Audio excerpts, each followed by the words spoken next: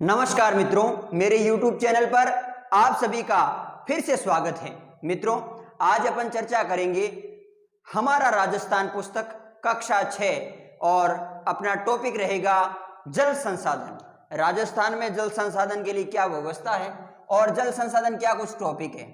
मित्रों, ये टॉपिक पढ़ें उससे पहले मैं आपके साथ में एक परिचर्चा साझा करना चाहूंगा। अगर आप राजस्थान में किसी भी भर्ती परीक्षा की तैयारी कर रहे हैं और राजस्थान जीके को तैयार करना चाह रहे हैं तो आपके लिए कक्षा 6 से 10 तक की पुस्तकें हमारा राजस्थान की बहुत महत्वपूर्ण है और इन सभी पुस्तकों के वीडियो लेक्चर्स अपन तैयार करेंगे, तो आप जुड़े रहिएगा। शुरू करते हैं मित्रों, जल संसाधन को। जल क्या है? आप सबको पता है कि जल ही जीवन है, जल के बिना जीवन ही व्यर्थ है। अब बात करें कि जल काम क्या आता है, तो पानी पीने के लिए काम आता है, इसके अलावा स्नान करने के लिए, घरेलू कार्यों में, इसके अलावा खेती बाड़ी करने के लिए जब सिंचाई करते हैं ना मित्रों तो काम आता है, ये सब आपको पता है। इसके अलावा औद्योगिक कार्यों में, जो बड़ी बड़ी फैक्ट्रियां वगैरह है, उद्योग वगैरह है, वहां पे भी आपके पानी की आवश्यकता रहती है। औद्योगिक क्षेत्र में जल की महत्वपूर्ण आवश्यकता रहती है। मित्रों, जल कहां कहां से मिलता है? तो जल आपका नदियों से, झीलों से, नहरों से, तालाबों से, नलकूपों से और कुओं से, ये जल के विभिन्न स्रोत हैं, इनके माध्यम से अपन जल प्राप्त करते हैं। मित्रों, इसके बाद में अगर अपन चर्चा करना चाहें, आपके इस टॉपिक का जो मेन है वो है अपवाह तंत्र।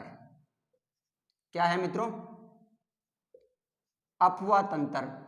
इसे परवाह तंत्र भी कहते हैं या प्रवाह भी कहते हैं। बात करें अपवाह तंत्र क्या है, तो अपवाह तंत्र धरातलीय रूप से जो नदियां बहती है ना, नदियों के बहने का जो स्थानीय या भूगर्भिक रूप से जो नदियां बहती है, जिस रूप में नदियां अपना रूप चलती है, यानी पानी बहता है तब अपना रास्ता स्वयं बना लेता है, तो ये जो नदियां बहती है इन्हें अपवाह क्षेत्र कहते हैं, अपवाह तंत्र कहते हैं।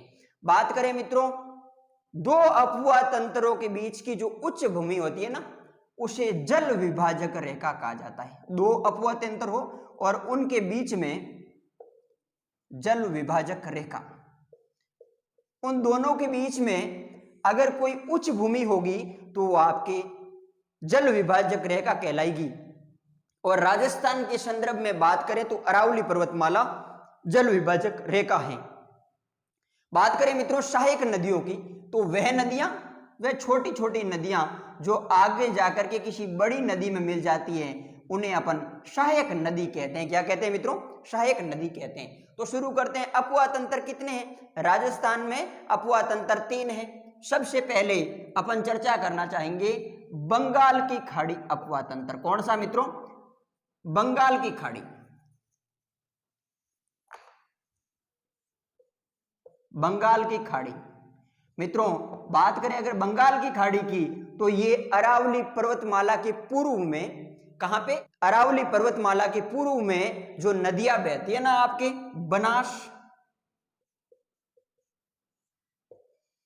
बनास के साथ साथ आपकी काली सिंध और पार्वती, ये नदियां मित्रों बहती हुई चंबल में गिर जाती है। कहां पे गिर जाती है? किस नदी में गिर जाती है? चंबल में गिर जाती है। और चंबल जो नदी है वो उत्तर प्रदेश में जाकर के यमुना में गिर जाती है, और यमुना आगे बढ़कर के गंगा नदी में गिर जाती है, और गंगा नदी आगे बहती हुई बंगाल की खाड़ी में गिर जाती है। इस कारण इसे बंगाल की खाड़ी अपवाह तंत्र कहा जाता है। बात करें दूसरे अपवाह तंत्र की, तो वो है आपका अरब सागर का अपवाह तंत्र। अरब सागर कौन सा मित्रों? अरब सागर की बात करें तो ये अरावली पर्वतमाला के पश्चिम में जो नदियां बहती है ना मित्रों, इसमें आपकी माही,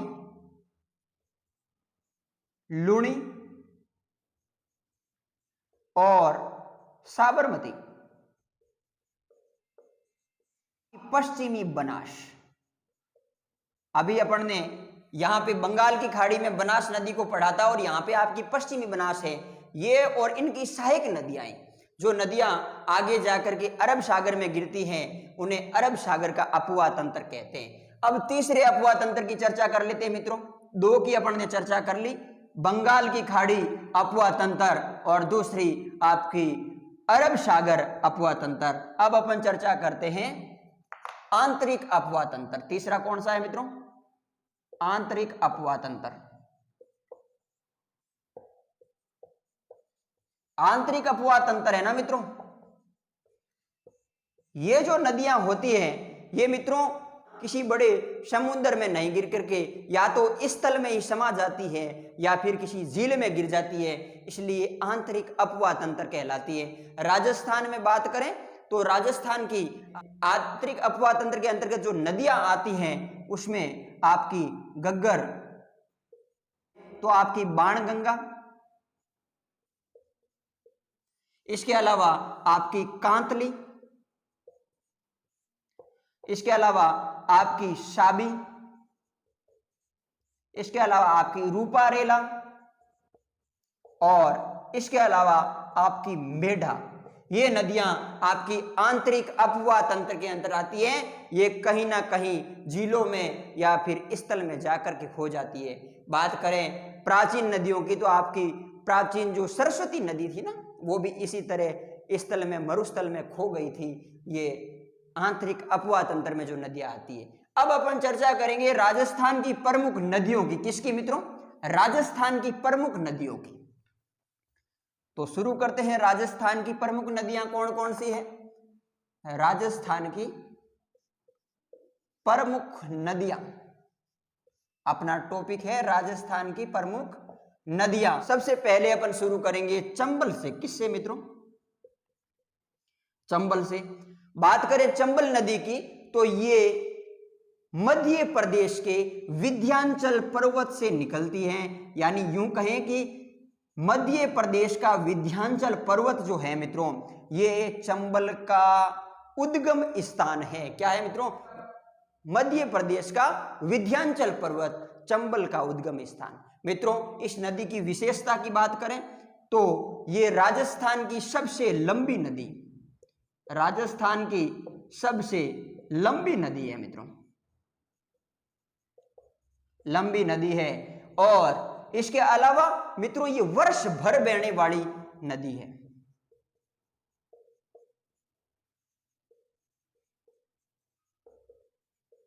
ये वर्ष भर चलती। बात करें मित्रों चंबल कहां से आती है और विंध्याचल पर्वत मध्य प्रदेश से और राजस्थान में कहां से प्रवेश करती है, तो ये आपके राजस्थान में चित्तौड़गढ़ के भैंसरोडगढ़ से प्रवेश करती है। भैंसरोडगढ़ से। कहां से मित्रों? चित्तौड़गढ़ के भैंसरोडगढ़ से ये राजस्थान में प्रवेश करती है। और इसके बाद में कोटा, बूंदी, करौली, सवाई माधोपुर और धौलपुर में बहती हुई राजस्थान के इन जिलों में बहती है। इनको अगर आप इन जिलों को अच्छे से याद करना चाहते हो तो आपको संभाग व्यवस्था याद होगी।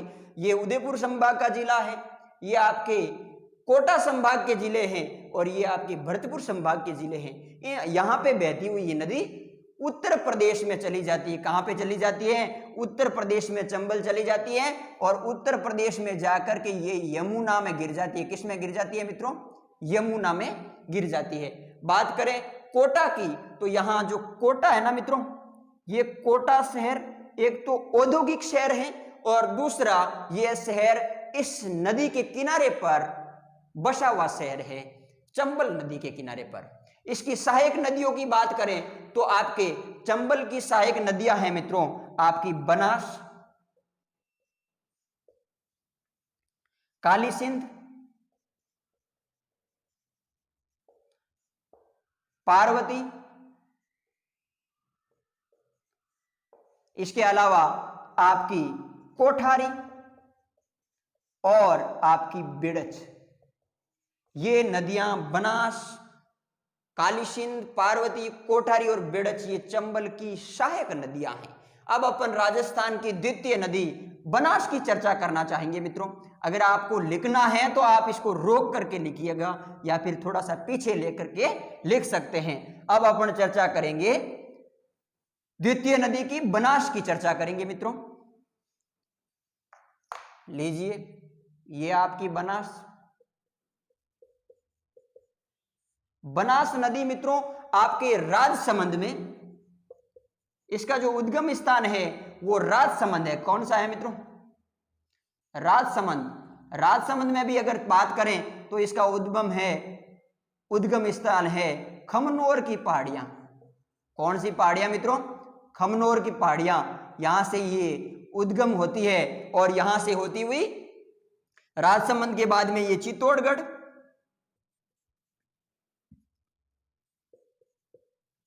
और फिर आपके ये टोंक, भीलवाड़ा, इसके बाद में सवाई माधोपुर में,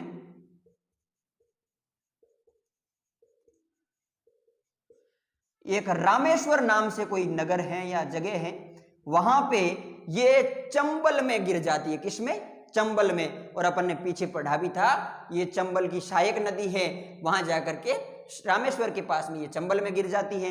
बात करें इसके किनारे पे कौन से शहर हैं, तो इसके किनारे पे जो शहर है ना मित्रों, वो हैं आपके एक तो टोंक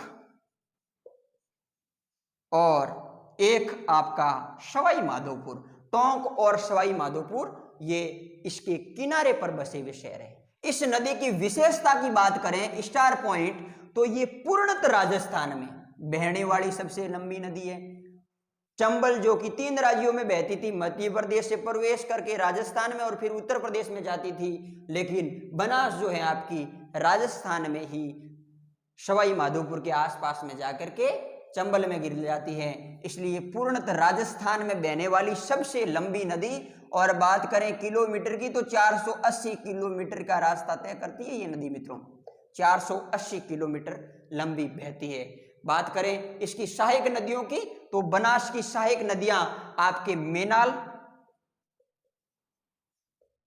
बेड़च,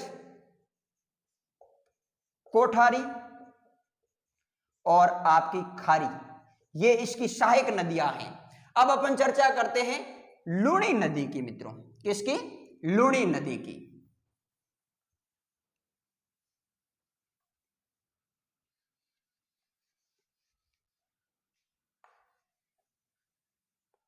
अब अपन चर्चा करते हैं लूणी नदी की मित्रों।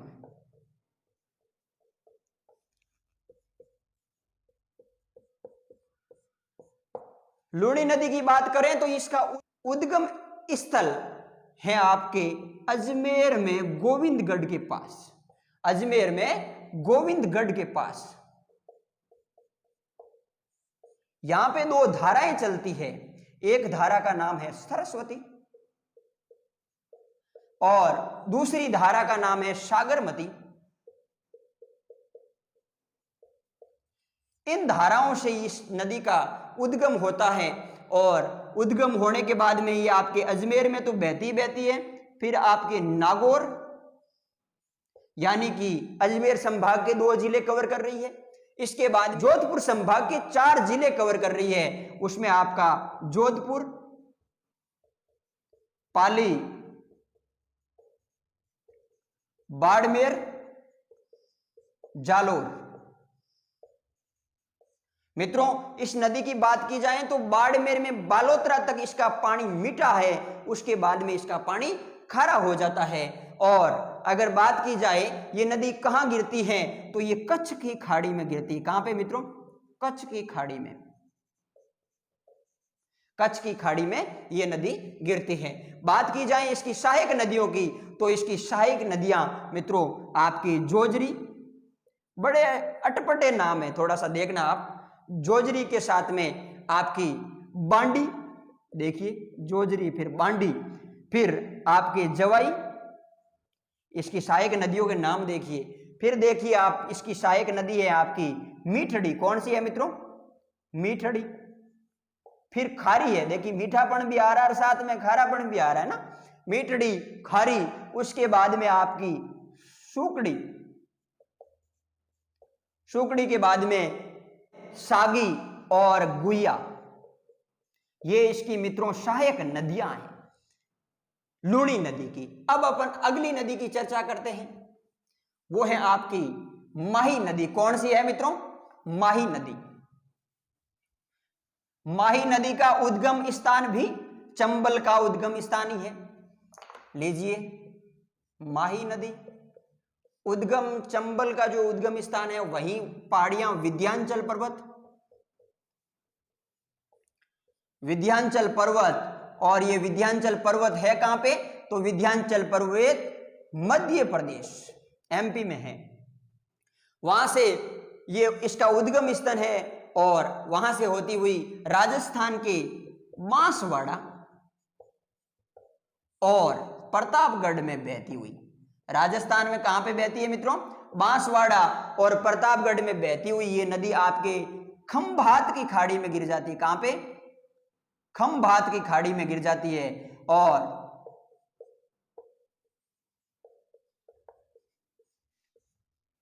अगर इसकी सहायक नदियों की बात की जाए तो इसकी सहायक नदियां हैं माही की सोम और जाखम। कौन सी है मित्रों? सोम और जाखम। इस तरह से ये आपकी माही नदी है। अब अपन अगली नदी की चर्चा करेंगे, वो है आपकी बाणगंगा। इसका उद्गम स्थान जयपुर।